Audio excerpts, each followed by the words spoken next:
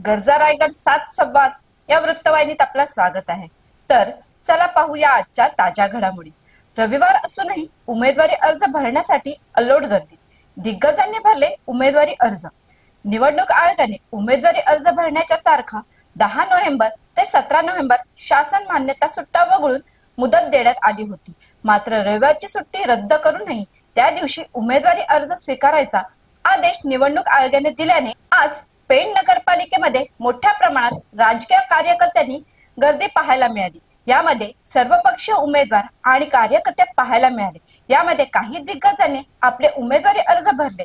यामध्ये माजी पक्ष प्रतोद अनिरुद्ध पाटील, माजी नगरसेविका सुनीता जोशी, पंचायत समितीच्या माजी सभापती स्मिता पेणकर, नीलकंठ म्हात्रे, कलावती पाटील, सौ लाड, सुभाष आवासकर, सचिन शिगवण, अफरीन अखवारे, पल्लवी कालेकर, जास्मिन पाटील हे भाजपकडून, तर प्रवीण पाटील, संकेत म्हात्रे, छाया काईंकर, सौ बोरेकर, सुजाता समेळ, विजय आवासकर आदी आम्ही पेणकर विकास आघाडी, तर नागेश सुर्वे आदींनी उमेदवारी अर्ज भरले। निवडणूक आयोगाने दिलेल्या वेळेनुसार 3 पर्यंत जवळपास 30 उमेदवारांनी आपल्या अमानत रकमांच्या पावत्या फाडल्या होत्या।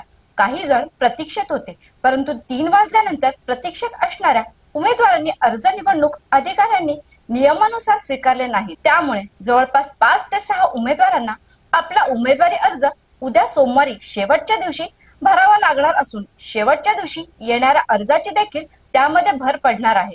त्यामुळे उद्या 3 ची वेळ संपून देखील उमेदवारी अर्ज मोठ्या प्रमाणात भरल्याचे शिल्लक राहिल्यास निवडणूक अधिकाऱ्यांना टोकन पद्धतीने उमेदवारी अर्ज स्वीकारावे लागतील।